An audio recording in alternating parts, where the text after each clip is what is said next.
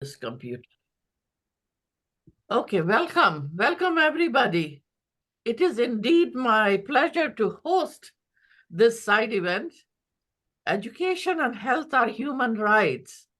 Initiatives of Women's Health and Education Center and its acronym is WHEC.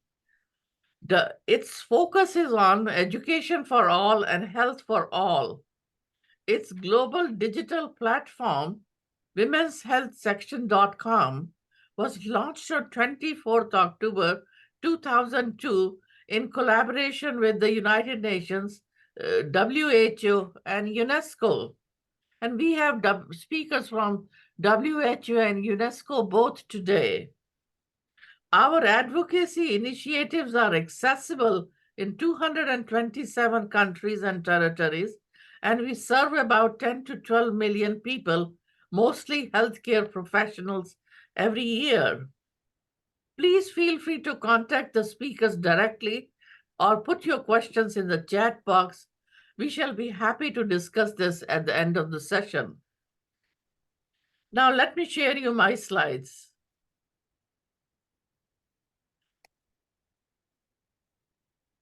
Okay. I have a feeling we are doing well here.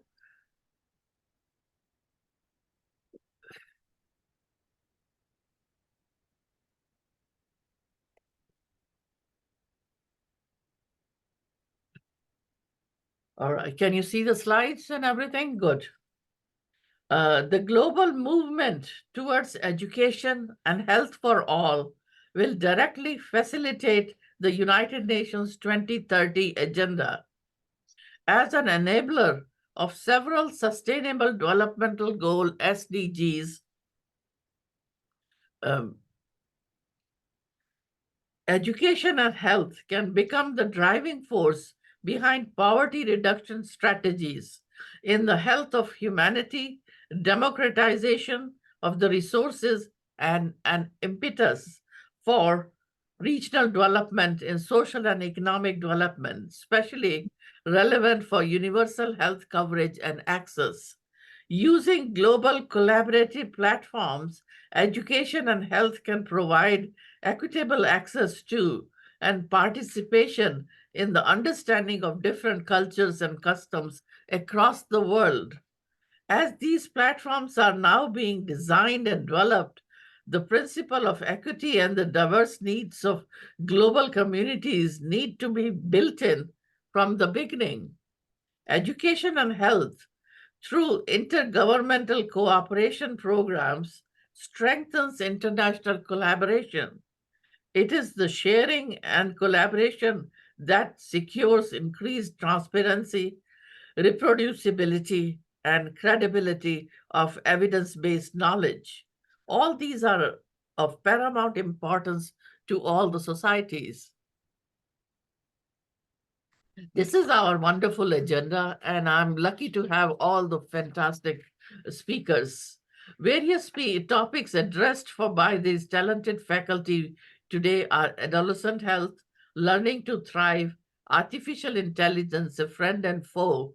We will have a side event on this topic of artificial intelligence in May with STI. AI's role in Africa, Kigali, Rwanda to be exact, universal health coverage for teenagers by past president of American Academy of Pediatrics, Dr. Colleen Kraft, and ending child marriages, especially our projects in India to improve girls' education and access to science and technology careers for girls and women. The global movement towards education and health for all will directly facilitate the UN 2030 agenda. All the SDGs are interconnected, and we believe by achieving education and health for all, we can change the future and lives of the billions of people who are living in poverty and go to bed hungry every night. We aim to mobilize humanity's collective power, intelligence, and it involves youth education, civil society, governments, businesses, and corporations and stakeholders. Education and health are human rights. Quality education, what does this mean?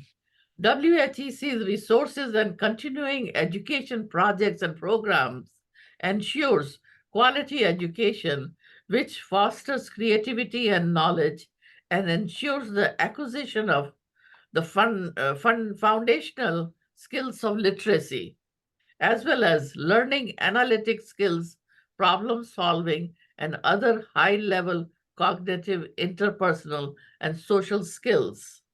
WHEC's new initiative, Learning Life Lessons. These so called life lessons are very popular. These programs are plan to develop health promoting schools, and we encourage institutions to use this resource to increase engagement, learning, and good mental health. What is empowerment? This is the best definition of empowerment I can find. In my opinion, this is the best definition. Empowerment is not giving power to people, it is releasing their power, the knowledge, experience, and motivation which people already have. In other words, give people the information to act and then look for the magic to happen. International Health and Development Portal, launched in 2030 with the objectives of to establish collaboration with programs in low and middle income countries to accelerate SDGs 1, 3, 4, 5, 10, 16, and 17 in association with the developed countries of mutual benefit and mutual respect. To place public health on the top of agenda, to seek science and technology-based solutions to the development challenges, and to disseminate and provide access to evidence-based research and to develop initiatives in health and education worldwide. Web link of the portal and the details can be found about this portal from here. You will find it very informative. Our global e-learning, e-health, and e-government project. This initiative was presented during 2022 HLPF High Level Political Forum and was very successful and well received. Its focus is on maternal and child health worldwide. Collecting lessons learned from relevant policy development and sharing them in the global forum can boost further international collaboration in several interconnected areas. Education and health through intergovernmental cooperation program strengthens international collaboration. It is the sharing and collaboration that secures increased transparency, reproducibility, and credibility of evidence-based knowledge. All these are of paramount importance to every member states. In summary, inclusion and equity in and through the education and health sectors are the cornerstones of transformative 2030 UN's agenda. Improving access will ensure that the least developed countries have quality health and education systems. Women's Health and Education Center provides free access to quality health and education curriculum, and we provide free services to the least developed countries. Thank you very much, and please feel free to contact me directly if you wish. Click to exit, stop sharing. Okay, now it's indeed my pleasure to hand over the platform to WHO, Ms. Anshu Banerjee, a very talented lady who will introduce their projects and programs in adolescent health. Go ahead, Anshu. Thanks very much, Rita. And thank you for the opportunity of sharing some of the work we do. I'm quickly going to share my screen and take you through what we've done. And 2023 was a huge year for us. We did a whole global forum on adolescence, and I'm going to share some of that with you. So just a moment while I'll settle my screen. Can you see me? Okay. Can you see the screen, please? Excellent. Yes, go ahead. Thanks very much. So the theme is investing in adolescence. The time is now, and as we all know, this is one population group that has been marginalized, much marginalized over the decades. And this is not to say that there hasn't been some improvement and progress has been made, but there is lots that needs to be done. Just to give you a sense of, what's the quantum and what's the population, what's the size of the population group that we are talking. So as of now, we have about a population of 8.1 billion and increasing. And 23% of this population is adolescents. So when I say adolescents, I generally mean adolescents and youth, which is 10 to 24 years. And the total number is 1.8 billion, which is substantial. Just look at the glass, it's almost quarter full. And this is a generation that needs most amount of investment going forward, and the legacy that this group leaves behind for them to lead a fully rewarding and optimal life. However, there are many challenges. About over 1.5 million adolescents and youth die every year. And this amounts to about 4,500 every year, and out of multiple causes.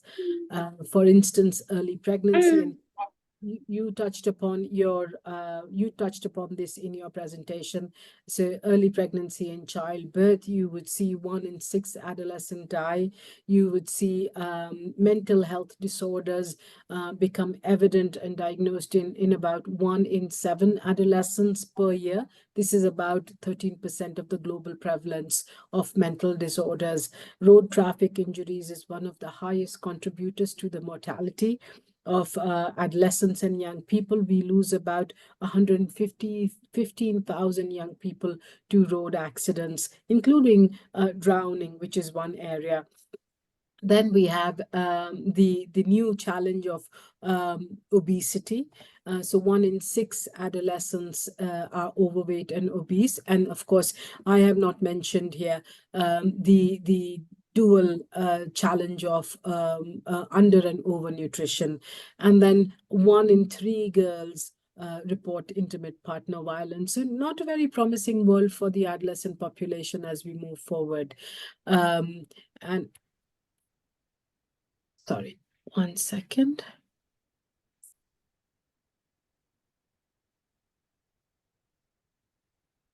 Right. So just to give you a sense of, these are not the only challenges that the adolescents feel, but or come across, but we have a polycrisis of challenges for our young people, and these are not limited to what I said, but there is a new series of challenges that comes about, and also just to give you a sense of how much we are actually investing in adolescents. So adolescents bear about 11% of the global burden of disease, but only receive 1.6% of the development assistance for health. I appreciate that this is a dated data, but we've been given to understand that this is actually decreased given the multiple crises that adolescents face. So this slide is going to talk a little bit about the polycrisis and the intersectional vulnerabilities. So my apologies, if you bear with me, the slides are not moving as smoothly as I would like them to move, but there we are. So just to give you a sense of what actually troubles our young people. So, and over and above the traditional burden of mortality and morbidity, so you have violence, which we spoke about, lack of purpose, identity, lack of family, community support, there's poverty, there is learning crisis, which we will discuss a little later, there's chronic illness, malnutrition we spoke about, bullying, physical inactivity, inability to exercise rights. homelessness, insecurities, poor mental health, which we all know has emerged post-COVID as one of the biggest challenges for this population group, lack of friends, etc., etc. So overall, a polycrisis of sorts for this cohort of young people, which is incidentally the largest cohort of adolescents in the world or in the history of mankind. But what is most interesting to know is one of the challenges that we want to highlight is the need to invest in 21st century skills for this population group, the 3 R's, which is writing, reading, and arithmetic, and they remain essential. Enrollment and completion of both primary and secondary education and secondary schooling has increased, but learning poverty has also increased. For instance, in 2022, 70% of the 10-year-olds were unable to understand a simple sentence construction. And this has increased from 57% before the pandemic. And this is recent data coming from the World Bank. So if we don't invest in equipping our young people with the necessary skills to navigate this complex life ridden with polycrisis, I think we are doing them a disservice. But in addition to what we just said before, we also went down to young people because this agenda is not top down. It's not what we as evidence people want to see our young people take up, but also it's about what young people want. So we took a survey last year and reached out to 1.2 million young people from 90 countries who responded to the survey. And at the heart of this survey was this definition of adolescent well-being, which is adolescents thrive and are able to achieve their full potential. And the question to them was fairly open-ended and asked, what is it that you want most for your well-being? And the results are there. So I'm going to start from the left-hand side of your screen. So 40% of these 1.2 million young people wanted learning, competence, education, skills, and employability. So investing in education becomes very important. They also asked for safety and supportive environment, which includes social protection, laws, regulations, protection from harm. The 18% asked for good health and optimum nutrition. 13% asked for connectedness, positive value, and contribution of society, and 6% answered that they would like agency and resilience. And as you noticed on the screen, there are some very tangible, concrete concepts, starting from learning to good health and optimum nutrition and safety and supportive environment. The others, for instance, connectedness and positive value and agency and resilience, are a slightly nebulous concept, but they are very, very essential for the well-being of this population group. When they have agency and when they have resilience, they can navigate personal life challenges and are able to operate better and be their optimum self. And a few quotes for you to consider also is what people said in support of what their asks are. A 15-year-old female from Brazil said, I just want to be able to walk in the street without worrying about my safety. So true. And it applies to a lot of other countries in the global south.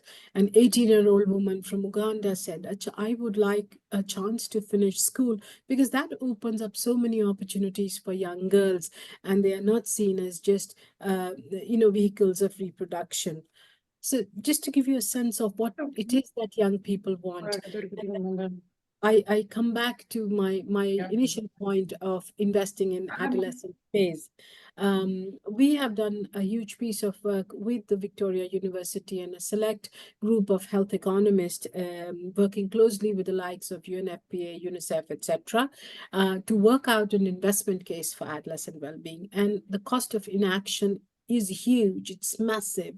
We stand to lose at least 20.5 trillion US dollars over the next 12 years, 2024, starting this year to 2035, if we don't take action now.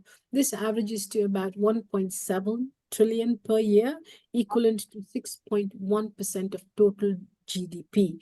Now, this investment case is available. The findings are available online. I'll request my colleague Bhavya to pop the link in the chat should you be interested in knowing more about this. Also, just a sense to give you a sense of, yes, we want to invest in young people, but not without them. Will have to be a part of these decision making processes, but unfortunately, that's not the case. Just to, Da minha amiguinha Inês depois vai me explicar. if you could kindly mute yourself, colleagues, I can hear people talking in the background. Entrar online, já tinha. So Mas as está a dizer percentagens. Hi, Ines. Can you please mute yourself? Thanks very much, Upasna. For instance, 23% of the world's adult population is 20 to 29 years. Slight shift because the data that I'm using to compare is subject to legal consent, and legal limits for young people to be in decision-making spaces. So we have 23% of the world's adult population in the age group of 20 to 29, but only 2.6% of the world's parliamentarians are under the age of 30, which means that 30% of the world's population is represented only by 2.6% of young people in decision-making spaces. Just to hold the mirror up, that while we talk about youth agency, youth harnessing the power of young people, but we do not create spaces for them to engage in decision-making spaces. I do want to take you back to my starting point. What is it that we are asking you to invest in? We are asking all of you, and member states in particular, to invest in adolescent well-being, which means adolescents thrive and are able to achieve their full potential. And adolescent well-being is underpinned by 5 pillars. One is, of course, good health and optimum nutrition. We spoke about it. 18% of our young people want that. Agency and resilience. 6% of our young people want that. Learning, competence, education, skills, and employability. Huge chunk of people see jobs as a means to safety, security, good health, roof over their head, bread on the table. 40% want that.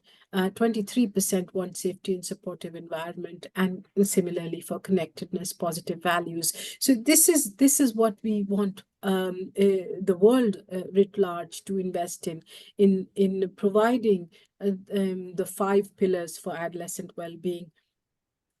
I just also want to share a little bit in terms of the work that we have done. So for us, this is not a new piece of work. We started with this in 2019, and our work is absolutely evidence-based in response to gaps that were highlighted. So I'm not going to take you through the whole snake-like road that we have up there for you, but just to highlight a few things. So we published a collection of the BMJ on adolescent well-being. This is also available. It is open access. My colleague will pop the link in the chat. Please feel free to use that as a resource. It gives you arguments and rationale and latest evidence for investing in adolescent well-being. We held a global forum for adolescents in October 2023, which brought together more than 7,000 people to discuss the needs and well-being of young people. We were very intentional in seeding spaces to young people from all over the world to take on speaking roles, as opposed to talking down to them. And of course, everything else that you see from September 2019 to November to October 2023 fed into that global forum for adolescents. There are 3 things, the colored boxes at the bottom, that I would like to further discuss, and that is what young people want. So I've shared with you key findings, but there is a more detailed report which also can be found online, which is an analysis of what young people want domain by domain. There was, of course, the launch of the global forum, the launch of the global AHA, which is a guidance for designing adolescent well-being programs. And I spoke, and I will further, as we go down this presentation, I'm going to speak about the adolescent well-being investment case, the piece of work on which we are making the argument that if we don't invest in adolescent well-being, we lose approximately $20 trillion. So that is also out. And then, of course, there is the metrics work, because we are asking all of you to invest and to make commitment, but how do we measure the adolescent well-being?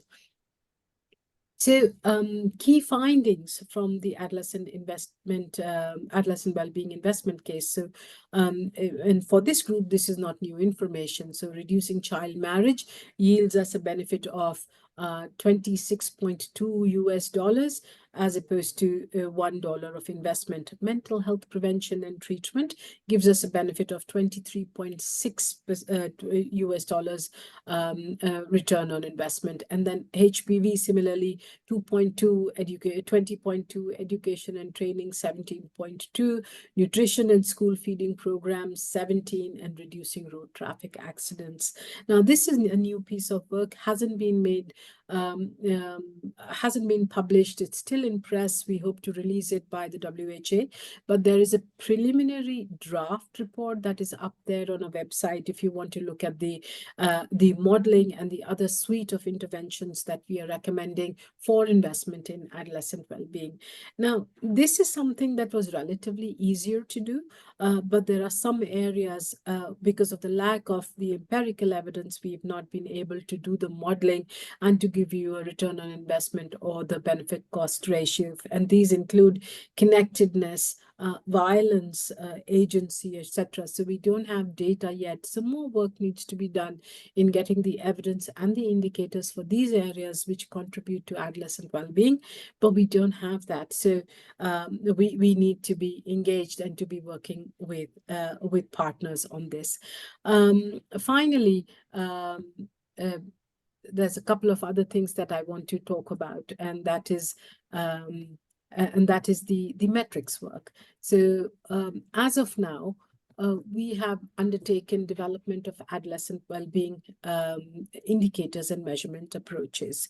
So these are being developed by WHO, PMNCH, and if some of you are familiar with the Gamma group, who have worked extensively with the other UN agencies on developing a set of indicators to measure adolescent health. But we want to take it a level further, push the envelope a little further, and to actually be able to measure well-being. Now, there are three specific groups of indicators that we would want to measure.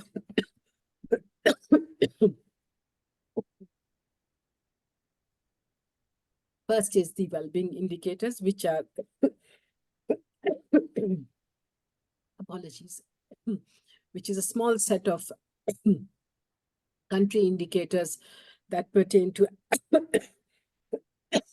adolescent well-being, which is subjective, which is about how adolescents are doing on the well-being framework, and what is it that they would like to measure, and what this is to measure the progress as well. The second group is around the national action indicators, which relate to what government has put in process. For instance, the budgetary indicators, the program indicators, the M&E indicators. And the final piece is, I apologize, this black line at the bottom is obstructing your view, and I'm afraid I can't move it up and down. So the sector-specific guidance. Now, this is because adolescent well-being is a cross-cutting issue. Then what is there in other sectors, for instance, education, for instance, in social justice, and how we can make those indicators speak to each other. So 3 buckets of indicators to hold partners, governments to account on the commitments that they're making for adolescent well-being against the adolescent well-being framework.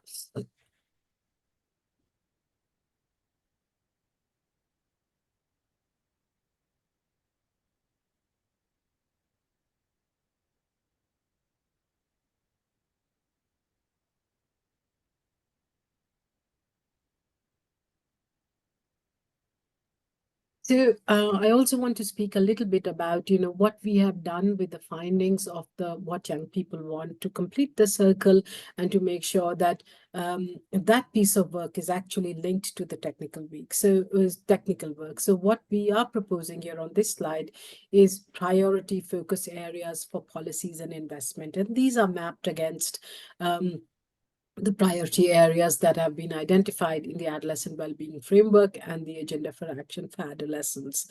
So you saw already that education is a huge, huge piece where young people are asking for investment.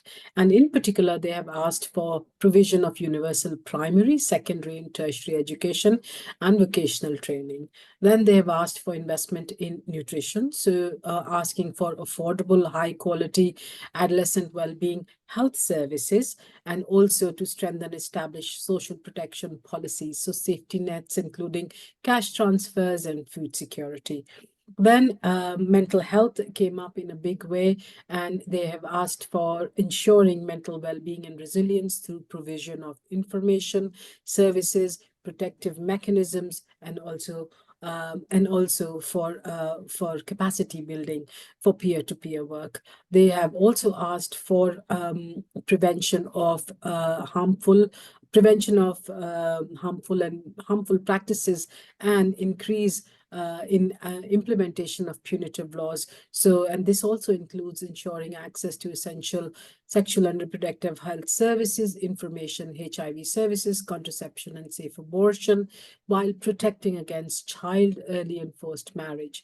Ask 6 talks about prevention of stigma and discrimination, and also provision of comprehensive sexuality education in and out of school. Then they go back to violence and injury and prevention of, and also reform harmful and punitive laws. Laws and policies should protect adolescents and youth from all forms of violence, discrimination, harm, including sexual, gender-based violence and domestic violence. And of course, all this is supported by one overarching ask about meaningful social and civic participation of young people and allocating adequate resources to support youth and adolescent-centered accountability. And for accountability, as we all know, the big piece is the metrics, the data work that I spoke about. On the slide now, this is my last slide. I have links to certain documents, to certain products that I spoke about during the course of the presentation. We will pop the links in the chat as well. But thank you for your patience, and I'm happy to answer any questions that you may have. Well, thank you very much, Anshu. It was very informative. Now we have speaker from UNESCO, Mr. Yang Feng Lu, Program Specialist, Section of Health and Education at UNESCO Paris.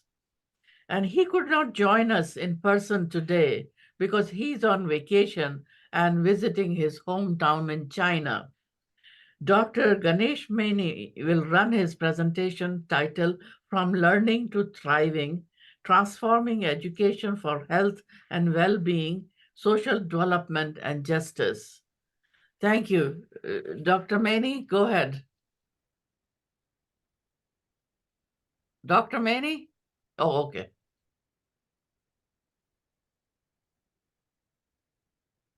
Ladies and gentlemen, thank you for the opportunity to speak at this virtual side event. Today, I'd like to discuss a transformative vision, which is about evolving our education systems from mere learning platforms into catalysts for health, well-being, social development, and justice. Let me begin with reminding ourselves of the role of education in the UN 2030 Agenda by referring to a historical document, the 1974 recommendation concerning education for international understanding, cooperation, peace, and education relating to human rights and the fundamental freedoms. It's the first international document that brings together and articulates education's role in contributing to peace, international understanding, human rights, and fundamental freedoms. It's revised through extensive consultations with and endorsed by all UNESCO member states by the end of last year. As stated in this document, education is not just about academic achievements. It is about developing individuals who can lead active, healthy, sustainable, and productive lives. It goes beyond mere access to education. It's about ensuring that every learner emerges from the system empowered with the knowledge and skills to maintain their physical and mental well-being. The recommendation further underscores the need to protect and promote the safety, health, and well-being of all learners, teachers, and education personnel. The recommendation serves as inspiration for countries in developing and revising their national laws, policies, and practices. However, the role of education has been hindered by significant health challenges for young learners. Let's see a few examples. The first story is about Lisa, a 12-year-old from a low-income family. Relying on the free school meals she and her brothers get daily. However, they lost this essential source of nutrition when their school shut down during the COVID-19 pandemic. She was not exceptional. Globally, over 317 million children missed out school meals during the school closure in 2020. The second story is about Abel. He's a 13-year-old boy who likes acting and reading poetry more than sports. Some boys tease him for being different and skinny, calling him names and pushing him around. Again, this phenomenon is not uncommon. Almost 1 in 3 students have been bullied by their peers at school at least once in the last month, and a similar proportion are affected by physical violence. Children who are frequently bullied are nearly 3 times more likely to feel like an outsider at school and more than twice as likely to miss school as those who are not frequently bullied. Last story is about a girl 15 years old, got pregnant due to lack of knowledge at the pregnancy prevention or contraception, and she would be forced to drop out from school. At least 10 million unintended pregnancies occur each year globally among adolescent girls aged 15 to 19 years. In some parts of the world, 2 of 3 girls reported having no idea of what was happening when they began menstruating.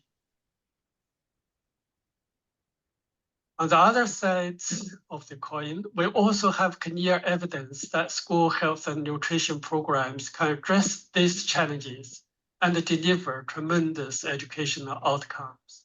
For example, school health and nutrition interventions where worms and anemia are prevalent could lead to additional schooling for poor girls and boys. Malaria prevention interventions significantly reduces absenteeism. School meals can help increase school enrollment and attendance and reduce anemia in adolescent girls. Hand washing promotion significantly reduces absenteeism in low-income countries. Free screening and eyeglasses have led to better academic performance. Comprehensive sexuality education leads to healthier behaviors, better sexual and reproductive health outcomes. Water and sanitation services and supplies and related education in school can reduce the number of school days missed during menstruation. Yet we are far from fully harness the benefits of school health and nutrition programs. Despite decades of efforts and widespread of various school health and nutrition programs, their coverage and outcomes remain limited and inconsistent. For example, only half of the world's schools have adequate facilities for students with disabilities. In low-income countries, school feeding programs reach merely 1/5 of primary school children. 1/3 of schools does not have basic amenities like clean drinking water and adequate sanitation. Only half of countries globally and 1/4 of low-income countries provide school-based mental health promotion and prevention programs. These gaps reveal that too often our approach to school health and nutrition has been fragmented, focusing on single outcomes like nutrition or deworming. School health has been viewed as peripheral to education, lacking the integrated support it critically needs. Available evidence shows that countries should and can adopt a systems-wide approach. By adopting this approach, it means the integration of health and well-being into the very fabric of our education framework. This means that the education system should integrate health and well-being in its governance, policies, and budget, school curricula, teaching and learning, training and professional development of teachers and other education staff, building inclusive, safe, and healthy learning environments, partnerships with other sectors and communities, services and support for learners and educational personnel, and measurement and assessment of performance and success. The revised 1970 recommendation affirms that to shape better societies with all these characteristics listed here, educational settings should be a model for inclusion, justice, care, relevance, adaptation, and expanded for the benefit of all. For this vision, every school should make consistent and constant efforts to ensure itself as a safe and healthy setting for teaching, learning, and working. That is, to become a health-promoting school. For this, we need to transform the entire education system into a platform not only for learning, but also for thriving. UNESCO, in collaboration with the World Health Organization, UNICEF, World Food Programme, and other partners, stands committed to fostering this systemic change. The roadmap to this systemic change is captured in the UN Joint Initiative, making every school a health-promoting school. The launch of the global standards and indicators for health-promoting schools and a digital platform for monitoring school health mark a significant step towards this vision. Please reach out to us for more information about these resources. In conclusion, reimagining our education systems is a societal imperative, a step towards a healthier, more equitable, and just world. Thank you for your commitment to this transformative journey where we move from learning to thriving. Thank you. Thank you, everybody from UNESCO, and thank you, Dr. Maney. Now, my pleasure to give floor to Dr. Roger Worthington, who's a consultant in ethics and global health and co-chair HESI SDG Publisher Compact Fellows, former faculty at Yale School of Medicine from London, United Kingdom, and Dr. Colleen Kraft, professor of pediatrics at Children's Hospital, Los Angeles, California. She was also the president of American Academy of Pediatrics in 2018. Their focus and presentation is on SDG framework to achieve education and health for all. Go ahead, Roger and Colleen, go ahead. Thank you very much for that introduction, Rita, and it's a pleasure to be here today and to have this opportunity to speak with you. Dr. Kraft and I are talking about creating opportunities for lifelong learning. Oh, I've just lost it. Apologies. Okay. Okay, we're back in business. And we've had the introductions, so I'll skip past that. We're familiar with the SDG framework, but we're really concentrating on 3 and 4 and the connections between those. So it follows on, I think quite well from what we've heard already so far today. We've already heard about the interdependence of the Sustainable Development Goals, and I think 3 and 4 interconnect at many different levels, because health is often a prerequisite for learning, and education itself can be used as a platform for health promotion. So in terms of definitions and scope, we think it should go right from small children right through to higher education and adult learning. And the implications of that are that children should be encouraged to stay in full-time education until at least the age of 16, wherever possible. And those with aptitude and opportunity, it's important to try and help people reach their potential. And for adults, to help them develop new learning skills and interests even into old age.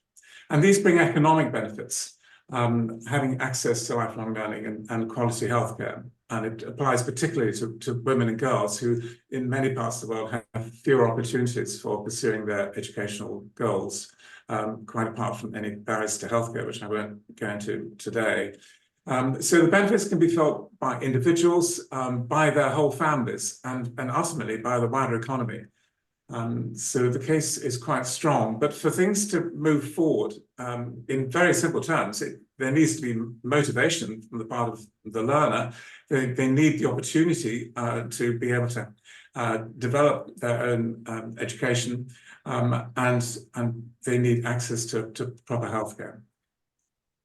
Now, while motivation can come from within, they do need the right conditions, and that may need making a sustained effort, whether that is at community, regional, national, or for that matter, even at international level, such as the work that we've been hearing about through WHO and UNESCO. But poor health can be a barrier, and access to healthcare should help to enable lifelong learning, and so the converse also applies. So within the professions, because within lifelong learning, there's a unique category here which we're addressing, and it's often a condition of continuing to practice professions such as medicine or law. And so continuing professional development opportunities is not always as robust in some parts of the world as it is in others. And one of the things that it needs is a good system of regulation. But these essential ingredients help to promote high quality education, as well as quality medical practice and law, for instance. So the SDGs, in terms of education, the SDGs need to be built into curricula, and I'm working with 1 or 2 institutions, medical schools around the world, which are doing this now. And ideally, those objectives it should be possible to measure the outcomes to see the benefit that it brings. So there are practical implications to all this, because otherwise whole sectors of the population could be excluded. I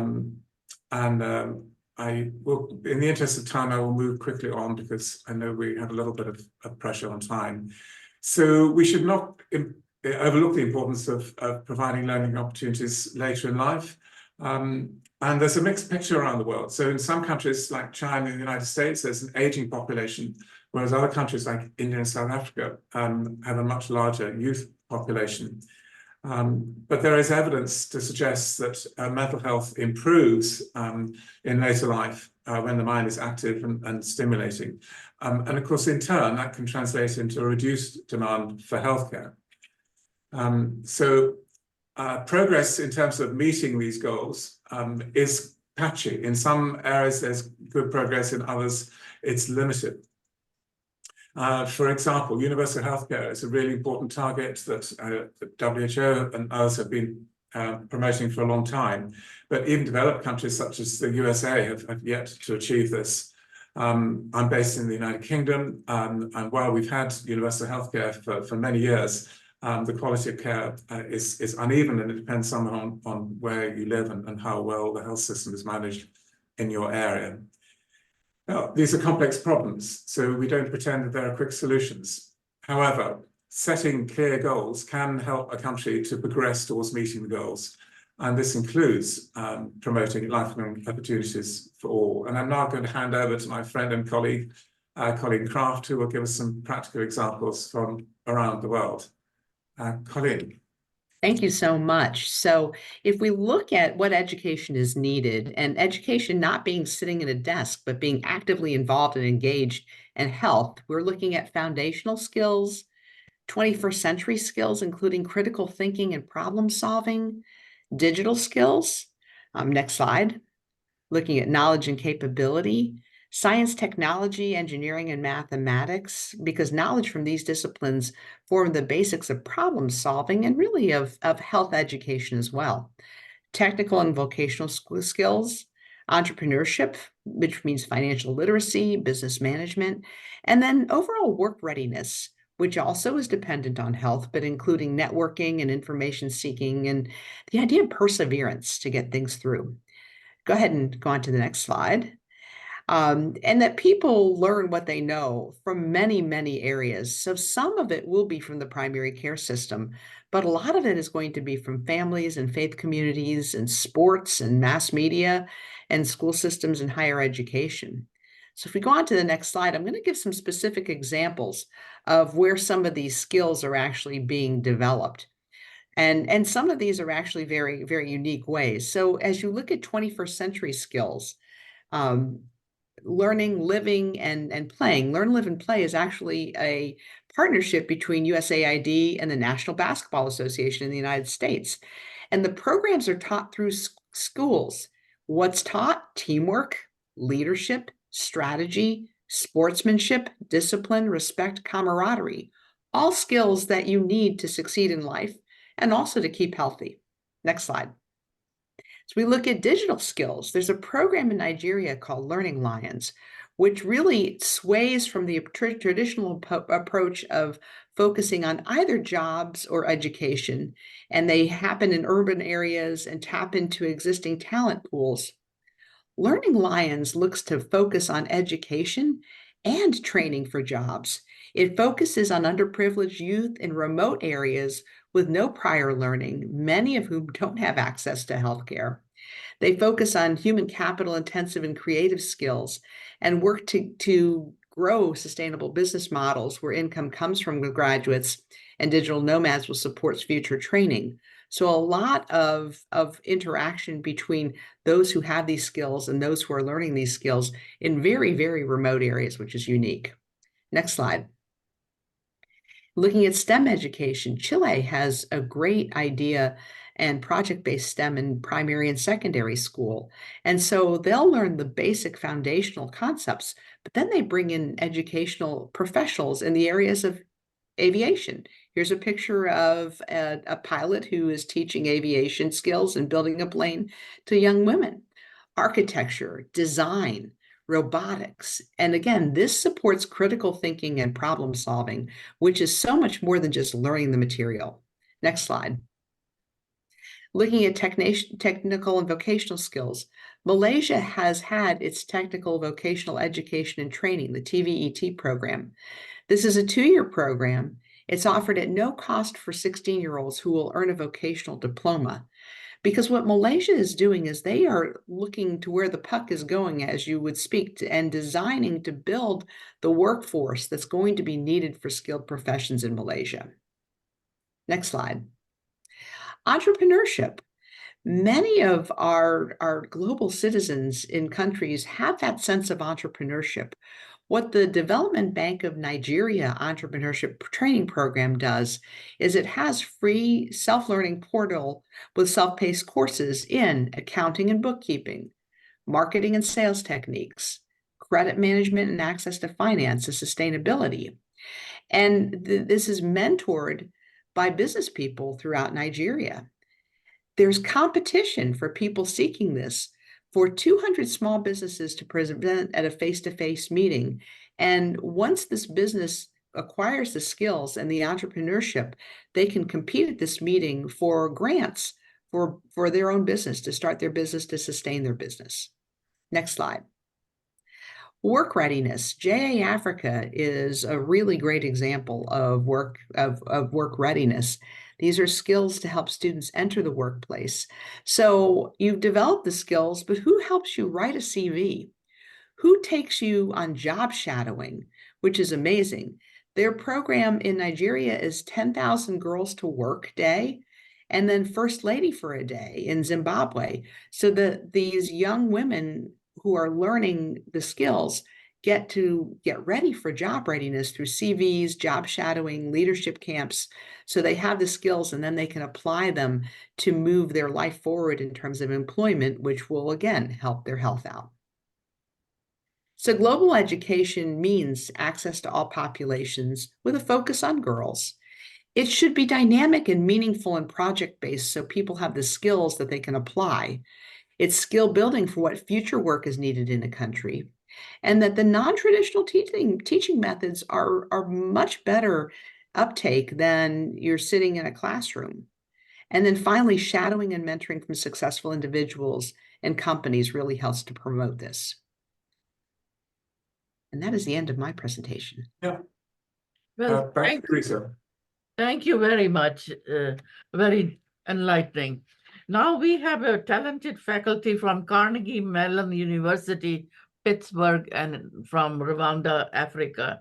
Dr. Ganesh Mani is an adjunct professor of innovation practice, and Dr. Edith Luhanga is a lecturer at, she was a lecturer at Nelson Mandela African Institution of Science Technology in Rwanda. And her message is highlighting does the AI has role in improving education and health sectors in Africa. Go ahead, Ganesh and Edith, go ahead. Yeah, thank you, Rita, for the opportunity. This is a nice segue from what Colleen just talked about. I think there is an excellent role for AI, but it's a bit nuanced. So we talked about some things last week, digital divide in a bit more detail. Just a summary, there are 3 issues at work here with respect to the digital divide. It's internet access and also speed. So, you know, South Asia has gotten better. Sub-Saharan Africa on the left graph, we're still at 30% connectivity. And it's not just about connectivity, speed's important as well, which is what the bottom right hand is showing. The lighter blue areas, we still need some work with respect to speed. Also, rest of the digital infrastructure, what sort of devices you're using, and also do you have the digital skills to actually use these things in an effective way. Now, folks are talking about and getting scared of this general intelligence, right? Or their risks to AI surpassing human performance, maybe. But one of the things that we have seen is this sort of rapid ascent of AI. And if you listen to, this is a graph from the TED Talk by Richard Socher, who runs a Q&A site called u.com. He thinks of AI as sort of mirroring what humanity can and cannot do. That theme was also echoed in a recent article here, where in the New York Times, which talks about the human limitations and failings being sort of reflected and being brought to focus by the AI. That was Stephen Molcher. So it sort of makes us think about, again, what is the right mental model? We want to be thinking about one, a human complement, if you will, and with respect to sort of the mental models that are being used about not only the development of AI, but also how to think about the future of AI. First, on the left-hand side, sort of the development of AI, there are 2 schools of thought, right? Should we be looking at the human brain and sort of replicating it? We didn't sort of quite do that with the airplane, right? So birds are still very efficient. They can do a number of things, but the airplane, the 777 or an Airbus 380 is a very highly engineered machine that gets a lot of people efficiently from A to B, right? Still not as efficient as a bird. So very different design decisions and so on. So that's one way to think about AI potentially. And then AI is fire is sort of a metaphor that I like. A lot of people are talking about. We started with fire being very useful, right? Humans that congregated around the equator now could move north and south. They could extend their days because you could cook food later, you could be warm later in the caves and so on. Two, we have gone to on the top right is an ICBM, right? So those are some of the nefarious use cases of fire. So that should be a lesson with respect to how we are thinking about AI. Any AI or data science project is a triad. It's data, domain knowledge, tools. Now, a lot of companies keep the data and the domain knowledge sort of private, but if that can be made as a public infrastructure that can be localized, then I think you get the better benefits of AI. In any case, you need the local data and domain knowledge. You need, these are some case studies with respect to AI, sort of the good use cases, if you will. This is a study from Togo where they were able to give assistance to people who need it. First, look at what the poor neighborhoods are by using remote sensing. So the roads are not fully developed. If the roofs look like they're almost falling apart, it's a poor neighborhood, but then within the poor neighborhood, you need to target the poor households. So can you use metadata from the phone and so on? So it was a very successful experiment on the positive use case of AI. I talked about digital public infrastructure that are paradigms like the India stack around payments now that's being expanded for health, wealth, and wisdom, right? So a lot of interesting things here. People use certain things as a second opinion, AI as a second opinion in sub-Saharan Africa and Asia and so on. It could be a primary opinion, right? So there are a number of interesting use cases, but there are still dangers with respect to ethics with respect to facial recognition being used incorrectly because the technology doesn't work all the time, with respect to we being controlled by algorithms, with respect to lending not being fair when algorithms are being used, with respect to privacy and so on. So those are some of the things to watch out for as we apply to multiple spheres, health, wealth, and wisdom. This mantra, paraphrasing President Lincoln, comes to mind: of the people, by the people, with machines, for the people. That should be the mantra. But AI is going to evolve into personalized agents, right? Be it for education, be it for health, and so on. Colleen talked about a number of different use cases in entrepreneurship in terms of vocational training, especially for goals. There are personal devices, personal agents that can help you learn at your own pace, that can give you personalized health advice in your language, in a low resource language, and so on. But humans are going to be designing it.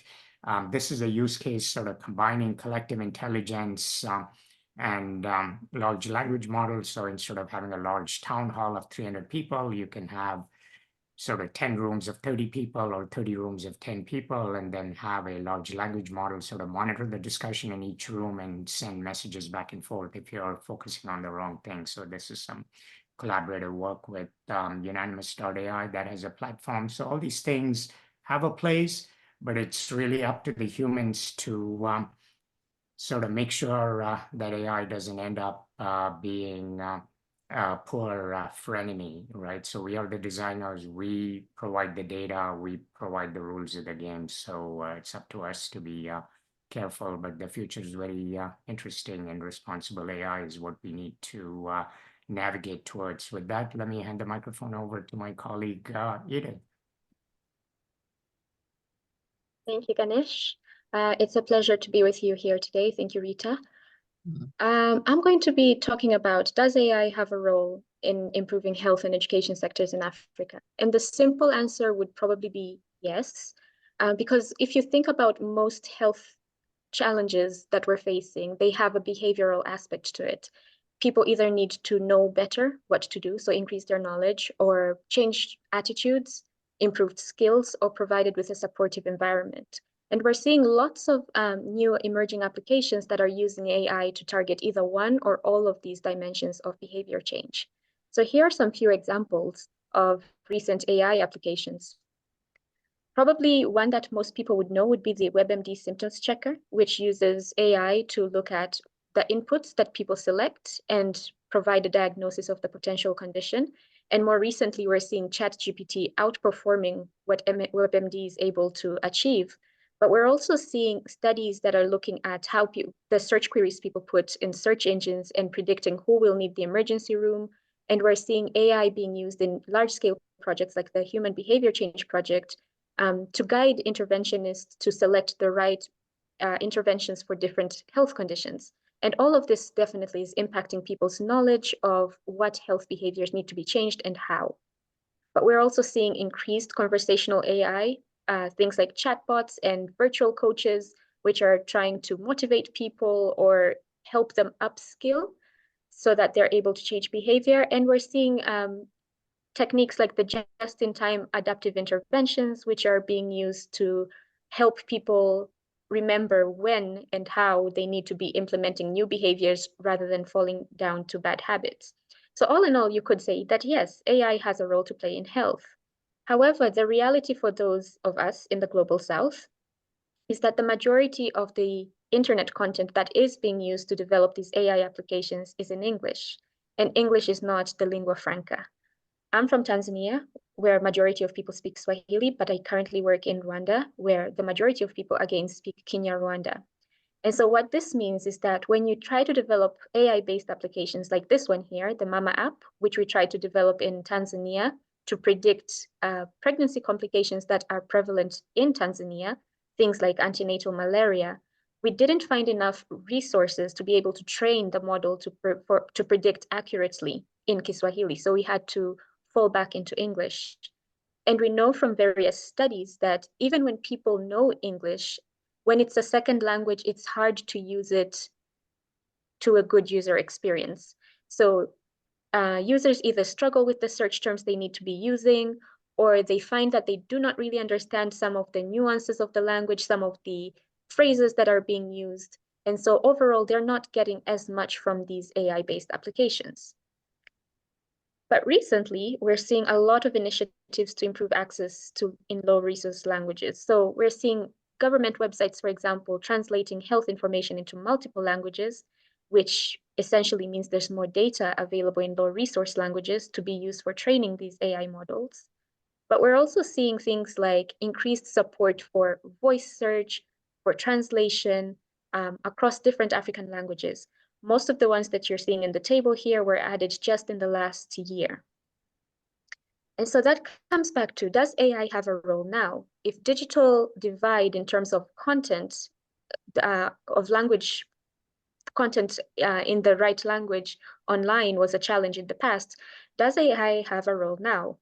My answer would not be immediately yes, it would be we don't really know. And so some of the work I'm researching and that I feel more research needs to be done overall in the region is first to look at how culture and STEM literacy affects how people want to interact with AI. If you've ever tried voice search or voice typing, you know sometimes the AI gets your wording wrong. It uses the wrong spelling, or it uses the wrong words in general. And so what happens when it comes to health applications? How are people going to trust AI if it's making simple mistakes? And if the AI is predicting something different to your human doctor, who do you trust, the human or the machine? We really need more studies around how culture and STEM literacy affects how people interact with AI, and therefore what use cases people would most want right now and how we should design them. Because the low-hanging fruit is to design applications that people will want to use and then move on to the more complicated AI systems. But another research angle is, how useful are these available multilingual resources? We don't really know because they're relatively new. And so some of the research that we are hoping to engage on here in Rwanda is extending that Mama app that I had showed you to look at how does voice entry using some of Google's Swahili features work? How accurate is it? And how useful is it if you're able to use that in a health application? And finally, If we're able to understand how useful available resources are, we're also able to understand what are the gaps in the available resources, and therefore advocate for the additional resources we need to be able to build better AI tools for the global south. So I welcome all collaborations in this area. I know it's a pretty short presentation, but we're short on time. So thank you very much. Back to you, Rita. Yes, and we will look forward to collaborate. As I mentioned to our audience, we will be having a side event on AI with the 9th STI Forum, Science, Innovation and Technology Forum, which is somewhere in May. Okay, now we have Ms. Upasana Chauhan and Lucky Gill. Both are NGO representatives at UN from Women's Health and Education Center. Their work in India on ending child marriages and improving the education for the young girls is remarkable, and hope you find it intriguing and support their efforts. Go ahead, Upasana and Lucky.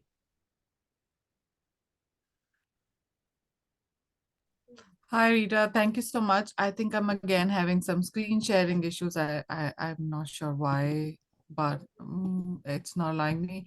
By the time I'll let Lucky to start sharing the screen, then I'll just start talking about our work because I know we're running out of time.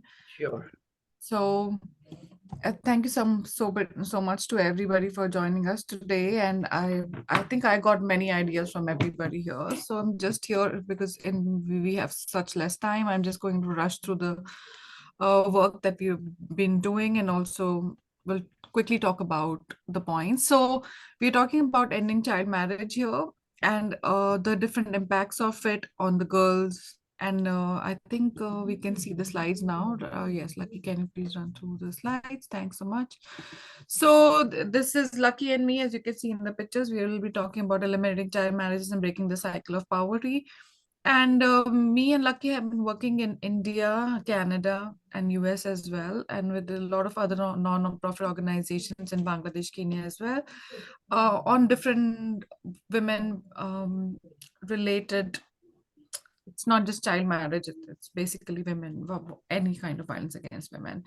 And this is the picture that you see where women are holding hands. This is from India. This is actually, these are all the child brides. They were all the child brides, and each one of them have a different story. We'll share them later in some part in life. And these are the girls. So our primary goal should be to educate the girls.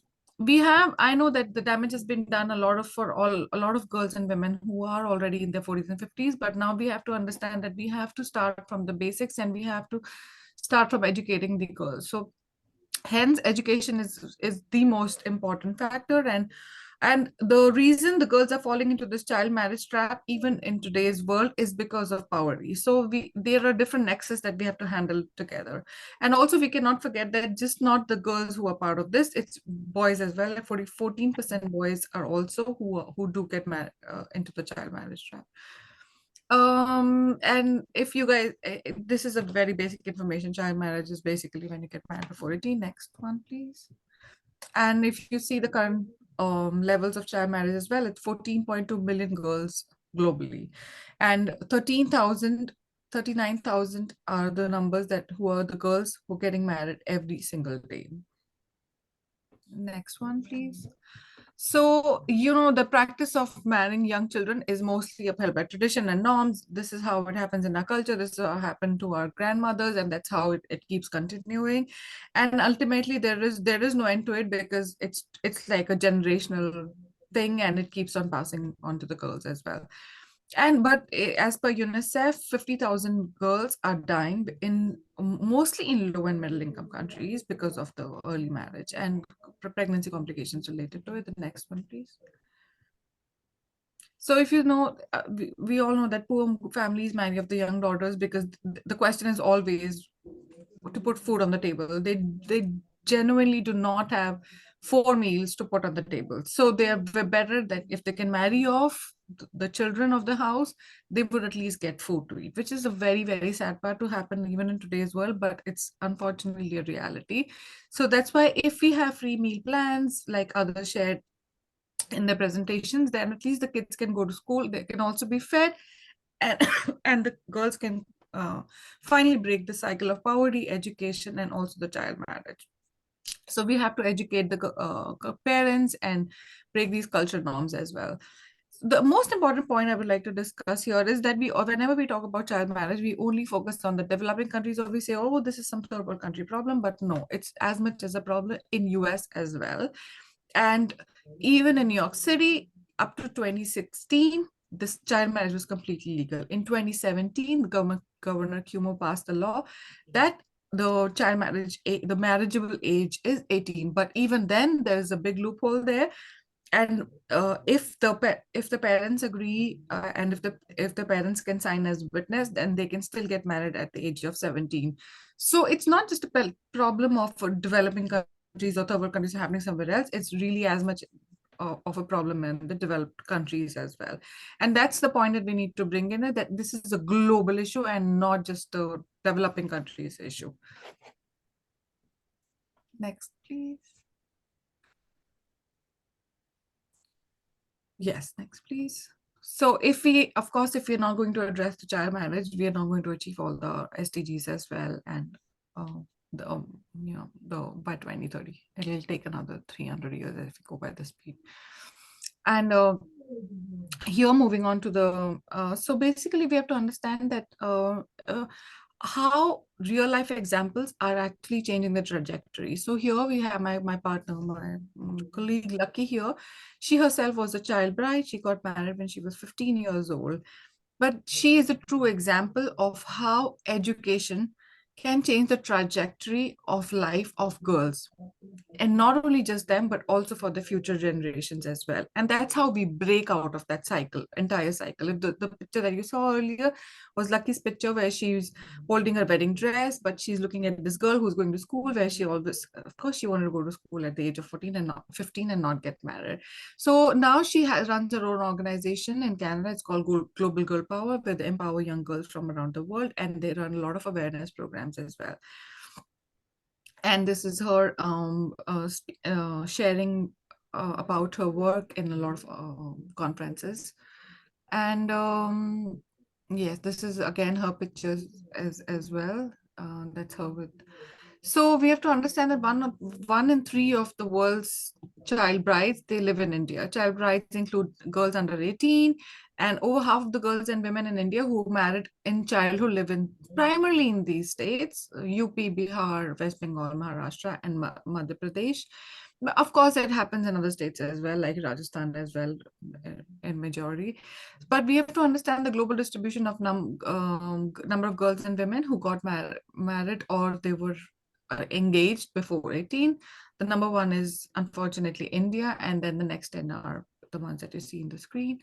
So we have to understand why is this even happening in today's world is again, if we go back to the traditional cultures, in the name of tradition and culture, it's happening. Poverty is again when they do not have even money to eat, they basically just get them married off so that they can eat. Gender equality is definitely a reason, and the rules are different for girls and boys. Lack of education is again because there are even if there are free schools available, the sad part is that the parents would prefer that the girls would be at home or go to work so that they can earn some money. So most of the time, even if there are free education and even there are government schemes that are happening, the parents are still not sending their kids to school. So we have to understand the negative effects of child marriage, of course. Mortality rate and child marriage kills more than 60 girls a day globally. And domestic violence is abused because they are girls, they are babies yet. So they still don't know how to fight for their rights. And they are, of course, at the higher risk of experiencing DMV.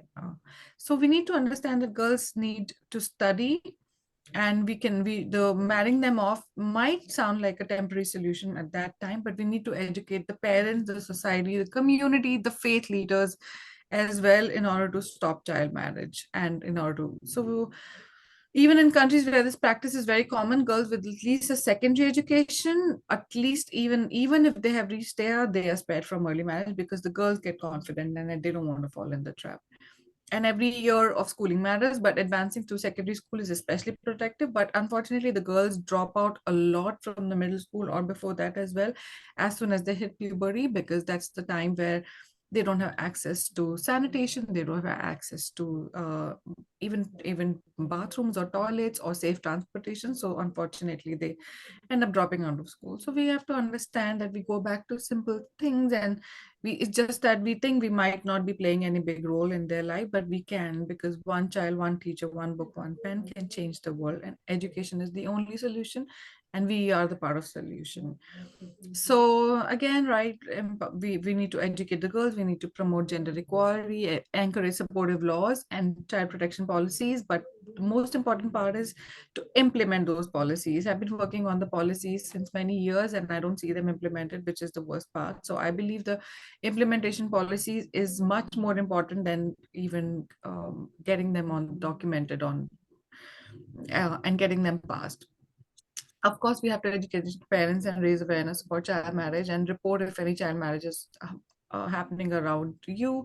Don't be shush about it, and do not be part of any events promoting child marriage. The most, I don't know, the most sad part is for one of the, so there is a group child marriage event that happened in state of Rajasthan. It's called Akha Teej, and on that day, a lot of girls are get married under the same roof because it's a auspicious day or something. And instead of stopping that event from happening, the chief guest of that event was the minister of that state.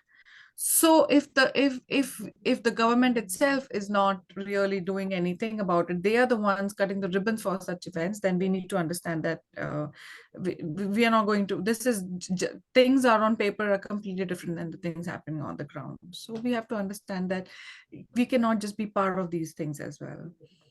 So we need to go 20 times faster to end child marriage by 2030 as per the new data. Upasana, can you hurry up? I'm done. Yes, we're wrapping up. Okay. Let's wrap up, So Okay. yeah, I think I've covered all the points, but thank you so much, everybody. I know we're running super late, but yes, please do your bit of share what we can in ending child marriage. Thank you so much. Thank you very much. Now is Dr. Downa Jenny. She's an additional NGO representative of Women's Health and Education Center at the UN. She is a licensed therapist, and today she's focusing on teaching emotional intelligence in school. Go ahead, Downa. Thank you, Rita. Good morning from the snowy state of Massachusetts. I hope you're as interested as I am in what data-driven research has to offer about how best to prepare adolescents for a successful future. It begins in the womb, in the home, in the school, and in the community. For today's students, earning a high school diploma is only the beginning. The real test of preparation is whether they master the skills and knowledge they'll need to face the challenges of life after graduating. But first, some input and data from the schools, parents, and community. I don't think there's anyone more qualified to speak about keeping children safe so they can concentrate on learning than Springfield Police Superintendent Cheryl Clapprood, who reports that for 2023, we had 245,885 calls for service. The statistics for the department demonstrate we are a mirror of the community we serve. Superintendent Clapprood continues, the key to adolescent success begins at a much younger age than ever before. One reason is that we are seeing parents refusing to discipline their children, diverting responsibility away from their child's actions, and in turn blaming others. What is lacking now is teaching children responsibility and accountability, all qualities embodied in teaching emotional intelligence. What we saw in our city last year was a 141% increase in car thefts. The suspects are all mostly 12 to 16-year-olds, and it was due to a tic-tac-toe challenge, which involves stealing cars by breaking into one, smashing a steering column with a screwdriver, using a USB cable to start the car, and recording it for social media. These teens would get caught, released, and commit the same crimes over and over again. While we used to focus on 12 to 17-year-olds for adolescent success, we now need to shift our focus to 8 to 12-year-olds before they cross a line they cannot return from. Mentors, as shown in this picture, from teachers to police, need to develop positive relationships with these children at a very young age and continue that relationship throughout their teenage years. And the difficult part is doing so without disappointing them, and that can help ensure adolescent success.